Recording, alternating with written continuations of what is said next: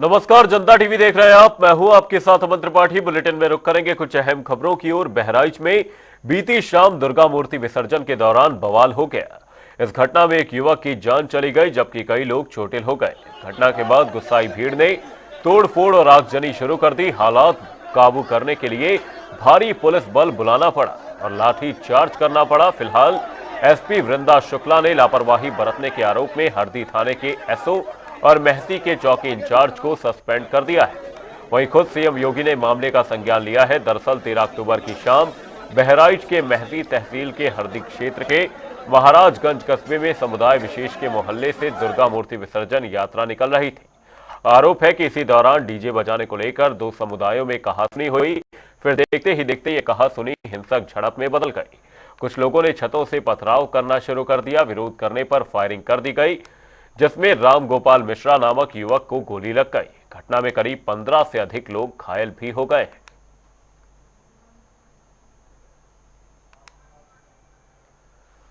मूर्ति विसर्जन के दौरान ये झड़प देखी गई। आपको बता दें, बहराइच में बवाल हुआ और अब एक्शन जारी है। गोलीकांड के मुख्य आरोपी के खिलाफ मुकदमा दर्ज कर लिया गया है। और ये दो तस्वीरें आपको दिखा रहे हैं, जहां पर पहली तस्वीर में बाइकों में आगजनी की गई, वहीं दूसरी तस्वीर दुकान में भी इस दौरान आग लगा दी गई। वहीं आपको बता दें, एक्शन लेते हुए थानेदार और चौकी इंचार्ज को सस्पेंड कर दिया गया है। बहराइच में मूर्ति विसर्जन के दौरान ये तस्वीरें सामने आई जहां पर सड़क पर बवाल होता हुआ नजर आया। फिर पुलिस ने लाठी चार्ज किया। कानून से किसी को भी खिलवाड़ करने की इजाजत नहीं है। जो भी दोषी होगा, जांच चल रही है, कड़ी कार्रवाई होगी। स्थिति सामान्य है और दोषियों की पहचान की जा रही है। मुख्यमंत्री ने भी सख्त निर्देश दिए हैं और जो पुलिस वाले उनके ऊपर भी कुछ कहा है। जो भी अगर अनुशासन का पालन करवाने में यदि पुलिस के अधिकारी कर्मचारियों पर भी लापरवाही पाई गई तो उन पर भी कड़ी कार्रवाई। देखिए, पहले तो मैं घटना की निंदा करता हूं और निश्चित रूप से इसमें जो दोषी उनके ऊपर कार्रवाई होनी चाहिए। मैं मुख्यमंत्री जी को धन्यवाद दूंगा कि ऐसे मामले में को सीधे संज्ञान लेते हैं और तत्काल कार्रवाई के लिए निर्देशित करते हैं और जांच में जो दोषी पाया जाता है वो कितनों रसूखदार उसके खिलाफ कार्रवाई हो और ऐसी घटनाएं आगे न घटें उस पर भी कदम उठाएगा और निश्चित रूप से दोषियों पर कड़ी कार्रवाई होगी। और ये तो अब हम भारतीयों को समझना चाहिए कि जिस एक विशेष वर्ग को संरक्षण देने वाली जो पार्टियां हैं वो किस तरीके से उनके साथ बयान जारी करें। ये आखिर क्यों है कि आखिर हम शांतिपूर्वक जो त्यौहार मनाया जाता है, कभी हम उनके त्यौहार में अशांति फैलाते हैं तो अगर इस त्योहारों में अशांति फैलाने वाले लोगों का संरक्षण देते हैं तो उसका जवाब उन्हें देना चाहिए। कि उत्तर प्रदेश में जिस तरीके से कानून व्यवस्था को लेकर सवाल है वो बड़ा सवाल है। बहराइच की घटना में जो प्रशासन है उसकी कहीं ना कहीं कमी नजर आई। इतनी बड़ी घटना हो गई, पुलिस का फेलियर था, इंटेलिजेंस का फेलियर था ये। और बहराइच की घटना हो या गाजियाबाद में जिस तरीके का तनाव का माहौल है वो भी किसी से छुपा हुआ नहीं है। आखिर उत्तर प्रदेश सरकार की जिम्मेदारी क्या है? लोग सुरक्षित रहे, लोग अपना त्यौहार सुरक्षित तरह से मनाएं, लोगों को सुरक्षा देना। लेकिन भारतीय जनता पार्टी की सरकार लोगों को सुरक्षा देने में, अच्छा माहौल देने में पूरी तरीके से विफल रही है। बहराइच की घटना वो दुखद है, उसमें एक व्यक्ति की मौत हुई है, वो दुखद है।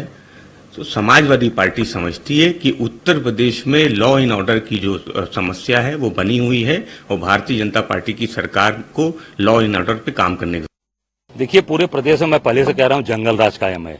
वहां पर गोली चली। बनारस में 481 साल पुराने भरत मिलाप में राम भक्तों पर इस सरकार ने लाठी चलवाई है। सर, मुख्यमंत्री योगी आदित्यनाथ कह रहे हैं दोषियों को बख्शा नहीं जाएगा, चाहे वो अधिकारी हो चाहे अपराधी। अरे बोलने से नहीं होगा ना, वो जाके खाली अपना काम कर रहे हैं। मैं समझता हूं कि उनके बस का नहीं रह गया है, उनको इस्तीफा देके मठ चले जाना चाहिए। इस पे उत्तर प्रदेश के मुख्यमंत्री जी ने बहुत कड़ाई के साथ कहा है कि जिन लोगों ने भी माहौल बिगाड़ने की कोशिश की उन्हें बख्शा नहीं जाएगा। मगर एक बात और गंभीरता से सोचिए कि ये किसकी ताकत बढ़ गई है जो पिछले कुछ समय से इस ढंग की घटनाएं देश में बढ़ गई हैं। ये मैं देश के विचार के लिए सोचता हूं। जो लोग कहते थे ना कि पिछले कुछ महीने से कुछ ताकत बढ़ गई, कुछ शक्तियों की, ये कौन सी शक्तियां थी जिनकी ताकत बढ़ी है? ये कौन सी शक्तियां हैं जो भारत को कमजोर करना चाहती हैं? आर्थिक आधार पर भी, सामाजिक आधार पर भी, सांस्कृतिक आधार पर भी। ये सब कहीं ना कहीं उन्हीं शक्तियों के टूल बने हुए हैं जो ये घटनाएं हैं। और फिर मैं दर्शकों से कह रहा हूं, मैं सारे देश से अब विचार करने के लिए कह रहा हूं कि पिछले 4 महीने में ऐसी घटनाएं क्यों हो रही हैं। कहीं कोई ईमेल आ जाता है कि ऐसा कुछ होने वाला है, कहीं पर रेल की पटरियों के ऊपर कुछ हो रहा है, कहीं पथराव हो रहा है। इनको अलग अलग घटनाओं के रूप में मत देखिए, इन्हें समेकित रूप में इंटीग्रेटेड फॉर्म में देखिए, तो भारत के खिलाफ होने वाले षड्यंत्र को आप बेहतर समझ सकेंगे। बहराइच में दुर्गा पूजा झड़प को लेकर लखनऊ में अखिलेश यादव ने बड़ा बयान दिया और सीएम योगी पर सवालिया निशान खड़े किए। उन्होंने कहा कि मुख्यमंत्री ने अधिकारियों को खुली छूट दी है, नहीं तो इतनी बड़ी घटना कैसे होती। बहराइच की घटना बहुत दुखद है और प्रशासन अगर चाहता तो ये घटना ये रूप नहीं लेती, क्योंकि जब भी कोई प्रोसेशन निकलता है और खासकर रिलीजियस प्रोसेशन निकलता है, उसके लिए हर स्तर पे अधिकारी बैठक करते हैं और अधिकारी बैठ करके रूट तय करते हैं। क्या कारण था कि रूट ऐसा तय हुआ और क्या कारण था कि जो लाउड स्पीकर और जिस तरह की भाषा का इस्तेमाल किया जा रहा था और जानबूझ करके उस इलाके से क्यों ले जाया गया। प्रशासन चाहता तो ये घटना कभी नहीं होती। प्रशासन की वजह से आज इतनी बड़ी घटना हुई है जहां दोनों पक्ष के लोगों का बड़ा नुकसान हुआ है और बीजेपी की कोशिश रहती है कि नफरत फैले, लोगों के समाज में दूरियां बने, उसी से राजनीतिक लाभ भारतीय जनता पार्टी लेती है। सर, मुख्यमंत्री कह रहे हैं दोषियों को बख्शा नहीं जाएगा, चाहे वो अधिकारी हो या अपराधी। मुख्यमंत्री जी अधिकारियों को खुली छूट दिए हुए हैं और खुली छूट देने का परिणाम यह है कि इतनी बड़ी घटना हो गई। सहारनपुर में आजाद समाज पार्टी के अध्यक्ष और नगीना संसदीय क्षेत्र से सांसद चंद्रशेखर आजाद ने सभी पक्षों से बहराइच में शांति व्यवस्था बनाए रखने की अपील की है।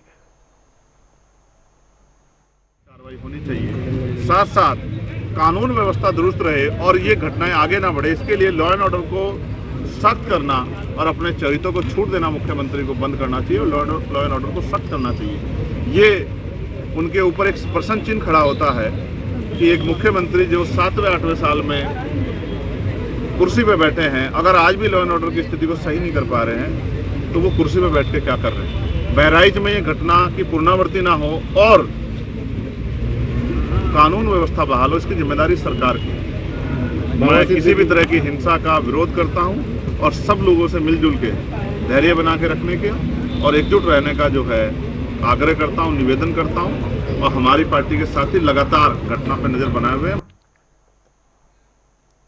संगम नगरी प्रयागराज में 2025 में लगने वाले दुनिया के सबसे बड़े आध्यात्मिक मेले महाकुंभ में देश विदेश से लगभग 40 करोड़ श्रद्धालुओं के आने की उम्मीद जताई जा रही है।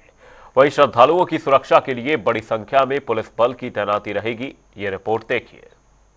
आगामी महाकुंभ को लेकर जहां मुख्यमंत्री योगी आदित्यनाथ का प्रयागराज दौरा हुआ था, मगर उससे पहले अखिल भारतीय अखाड़ा परिषद की बैठक भी हुई थी। बता दें, जहां अखिल भारतीय अखाड़ा परिषद ने कई प्रस्ताव पर अपनी सहमति जताई थी और मुख्यमंत्री को सौंपा था, जिसमें से एक खास प्रस्ताव ये था कि महाकुंभ में जहां पुलिस की तैनाती होती है और मेला प्राधिकरण के अधिकारियों की भी तैनाती होती है, तो उसमें जो भी लोग तैनात हो वो सनातनी हो, जिनका दूसरे समुदाय से ताल्लुक ना हो। फिलहाल अब इस पर किस तरह की तैयारी की जा रही है और किस तरह से संस्कारी पुलिस की भर्ती करी जा रही है, हम बात करेंगे महाकुंभ एसएसपी राजेश द्विवेदी जी से कि किस तरह से अब वो उनके प्रस्ताव के बाद ये तैयारी की जा रही है और किस तरह से महाकुंभ में पुलिस कर्मियों की तैनाती होगी, क्या कुछ उनका कहना होगा, ये भी हम आपको दिखाते हैं। फिलहाल अब पुलिस इस पर किस तरह से संस्कारी पुलिस की तैनाती करेगी। हमारे साथ महाकुंभ मेला एसएसपी राजेश द्विवेदी जी हैं, हम उनसे बात करें। सर, ये संस्कारी पुलिस की भर्ती होगी, जिस तरह साधु संतों ने मांग की थी कि दूसरे समुदाय के लोगों की तैनाती ना हो, पुलिसकर्मी जो मदरा और मांस का प्रयोग करते हैं इस वजह से, तो आगे इस पर किस तरह संस्कारी पुलिस की तैनाती होगी, क्या खास? नहीं, ये 2 तरह की बातें आप कर रहे हैं। ये तो जरूर है कि ये अपेक्षा की जाती है कि हमारा जो डिसिप्लिन पुलिस बल है उसमें किसी प्रकार का व्यसन न हो, उनका व्यवहार अच्छा हो, उनका कार्य अच्छा हो। हम सुनिश्चित करेंगे कि जो भी हमारे पुलिसकर्मी यहाँ पर आ रहे हैं वो कोई भी इस तरह का सेवन न करते हों जिससे कि पुलिस की छवि धूमिल हो। बाकी किसी अन्य समुदाय का होने का तो कोई हमें जानकारी नहीं है, कोई कॉल की गई है। हमारा पुलिस बल जब वर्दी पहन लेता है और सब पुलिस वाले हो जाते हैं, सब अच्छा काम करते हैं और हम इंश्योर करेंगे कि उनके व्यवहार से, उनके काम से न सिर्फ कुंभ सुरक्षित रहे, महाकुंभ सुरक्षित रहे, बल्कि जो भी हमारे श्रद्धालु हैं उनको एक अच्छा अनुभव है हो करके जाए। कितने पुलिस कर्मियों की तैनाती होगी और कौन कौन सी एजेंसियां इसमें तैनात होंगी, क्योंकि महाकुंभ है और जिस तरह से मुख्यमंत्री जी चाह रहे हैं कि भव्य और दिव्य हो, तो उसके लिए क्या होगा? देखिए, जो भी हमारे विंग्स हैं, सामान्य सिविल पुलिस है, पीएसी है, अश्व है, फायर है, रेडियो है, जल पुलिस है, हर तरह का, और प्लस जो भी पैरामिलिट्री फोर्सेस हैं, एनडीआरएफ है, एसडीआरएफ है, इस बड़े पर्व पर जो भी हमारे पास रिसोर्स अवेलेबल है, हम सबको लगाएंगे और सभी मिल करके काम करेंगे। इस बार एटीएस और एसटीएफ की भी भूमिका होगी इसमें? हमेशा रहती है और इस बार भी एटीएस और एसटीएफ और बड़ी भूमिका में आएंगे। देखिए, जिस तरह से साधु संतों की मांग थी कि दूसरे समुदाय के लोगों को तैनात ना किया जाए, मगर इसमें एक अच्छी पहल की गई है कि जो मांस मदिरा का प्रयोग नहीं करते हैं उनकी यहाँ पे तैनाती होगी, और जब वो वर्दी पहन लेते हैं तो वो सभी पुलिसकर्मी होते हैं, उनका किसी समुदाय से कोई नाता नहीं होता है। और रही बात सुरक्षा के इंतजाम की, तो एटीएस, एसटीएफ और अन्य विभाग और अन्य एजेंसियां भी महाकुंभ में तैनात होंगी। जनता टीवी के लिए सैयद मोहम्मद आमिर, प्रयागराज। बहुत सारे लोग ऐसे भी आएंगे जिनको लो बजट होटल की रेजिडेंशियल अकोमोडेशन की आवश्यकता होगी, तो उसके लिए हम लोग पेइंग गेस्ट फैसिलिटी भी यहाँ पे कैसे हम डेवलप कर सकते हैं, उसके मंथन के लिए हमने 15 तारीख को मीटिंग रखी है। और उसके अभी 26 ऐसे हमारे पेइंग गेस्ट है जो जनपद में चल रहे हैं। लेकिन आप सभी मीडिया बंधुओं के माध्यम से मैं हमारे प्रयागराज के सभी लोगों से अपील करूंगा कि जिनका 2 से लेके 5 कमरे हैं घर में और जो पेइंग गेस्ट के रूप में उसको कमर्शियल यूज कुंभ के दौरान करना चाहते हैं, तो हमारा टूरिज्म विभाग उसको पंजीकृत करते हैं। मेरी अध्यक्षता में उसमें कमेटी है, तो लगभग हम लोग प्रयास करेंगे 2000 से ऊपर ऐसे पेइंग गेस्ट फैसिलिटीज को यहाँ पे डेवलप करें। नोएडा में विश्व जागरूकता अभियान आयोजित किया गया, जहां भारतीय अर्थव्यवस्था पर केंद्रीय मंत्री प्रहलाद जोशी ने कहा कि देश में बने प्रोडक्ट को पहचान मिले, अंतर्राष्ट्रीय स्तर पर मान्यता मिले, इसके लिए प्रयास जारी है। ऑलरेडी माननीय प्रधानमंत्री जी के नेतृत्व में हाईएस्ट स्टैंडर्ड्स हमने अभी जो स्टैंडर्ड्स हमने किया है बहुत बड़ी मात्रा में किया है। 174 तक क्यूसीयू है अभी हमारा। तो ये सब देखते हुए आगे भी हम भारत का जो स्टैंडर्ड है उसके लिए दुनिया का भी स्वीकार्यता मिलना चाहिए, और भारत में जो कंज्यूमर्स है वो कंज्यूमर्स में BIS मार्क के प्रोडक्ट को ही परचेज करना, ऐसे एक बहुत बड़ा जागृति अवेयरनेस क्रिएट करने का हम ऐलान किया है, वही हमारा उद्देश्य है। बिहार के उप मुख्यमंत्री विजय कुमार सिन्हा अयोध्या पहुंचे, जहां उन्होंने हनुमानगढ़ी और रामलला का आशीर्वाद लिया। वहीं उन्होंने कहा कि पूरा देश राम राज्य की ओर अग्रसर है। इसके अंदर बदलाव हो रहा है, लेकिन सबसे बड़ा बदलाव अयोध्या के अंदर दिखाई पड़ा, और हमारे सनातन के संस्कार को संस्कारित करने का और मर्यादा पुरुषोत्तम राम की ये नगरी पूरी तरह से बदला हुआ है। भव्य मंदिर कहीं न कहीं हर सनातनियों को गौरवान्वित कर रहा है, और देश के माननीय प्रधानमंत्री नरेंद्र मोदी जी जिस तरह से अयोध्या को सजाने का संकल्प लिए हैं, आज हमने वाराणसी से होकर अयोध्या आए हैं। वाराणसी भगवान महादेव की धरती और भगवान राम की धरती, आज दोनों कहीं न कहीं 21वीं सदी के भारत के सच्चे स्वरूप को लोगों के बीच फिर से गौरवान्वित कर रहा है। ऑल इंडिया मुस्लिम जमात के राष्ट्रीय अध्यक्ष मौलाना मुफ्ती शहाबुद्दीन रिजवी ने राष्ट्र बाल अधिकार संरक्षण आयोग के अध्यक्ष की ओर से मदरसों के खिलाफ की गई कार्यवाही पर प्रतिक्रिया दी है। उन्होंने कहा कि इन लोगों को चाहिए कि पहले मदरसों का इतिहास पढ़ें, फिर मदरसों के बारे में बात करें। उन्होंने कहा कि जो लोग मदरसों पर आपत्ति कर रहे हैं वो हकीकत से अलग थलग है। लाखों मदरसों में अगर कोई एक मदरसा गलत काम करता है तो उसके विरुद्ध कार्यवाही होनी चाहिए। इसके साथ ही उन्होंने अखिलेश यादव पर भी तंज कसा।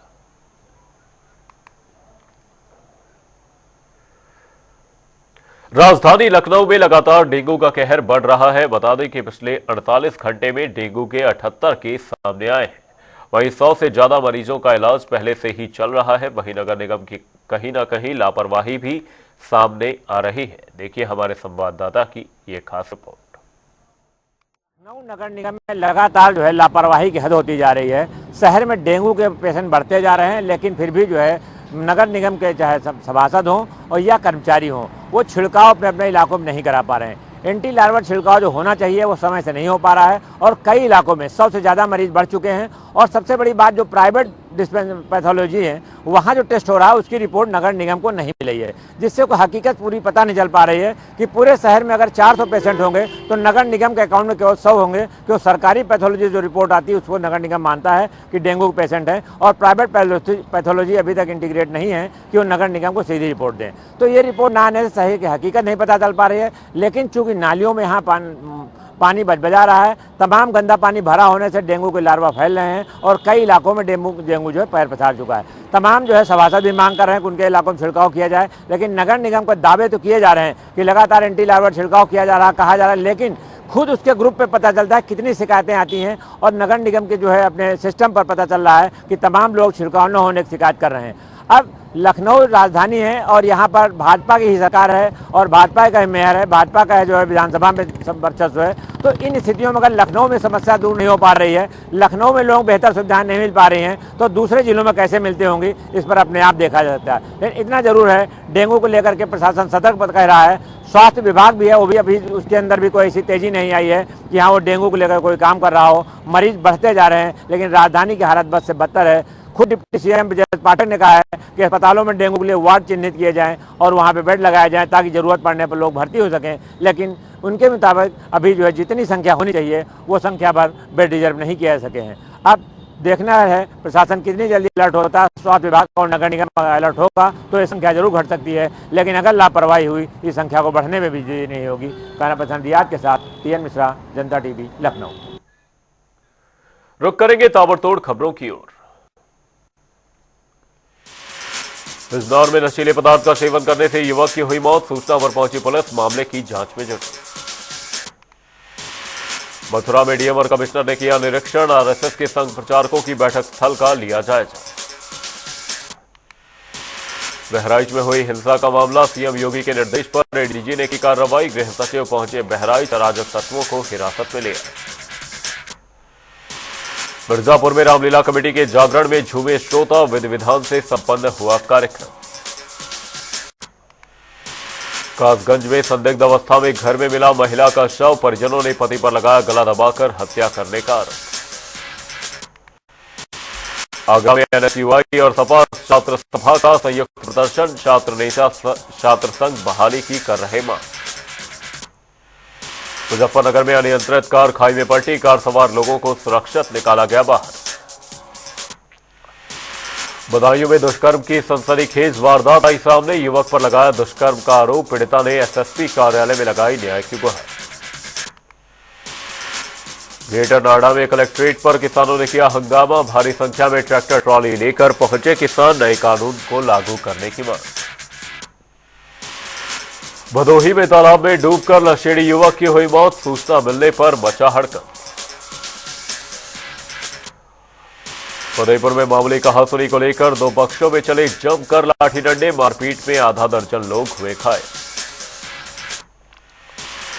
सहारनपुर में रविदास मंदिर निर्माण को लेकर दो पक्षों में हुई मारपीट। 15 लोग हुए गिरफ्तार। दो पक्षों में हुई मारपीट। अलीगढ़ में ट्रक ने बाइक सवार 3 युवकों को रौंदा। तीनों युवक गंभीर रूप से घायल। मिर्जापुर में गड़बड़ा धाम में महिला दर्शनार्थी से हुई स्नैचिंग। वीडियो सोशल मीडिया पर हुआ वायरल।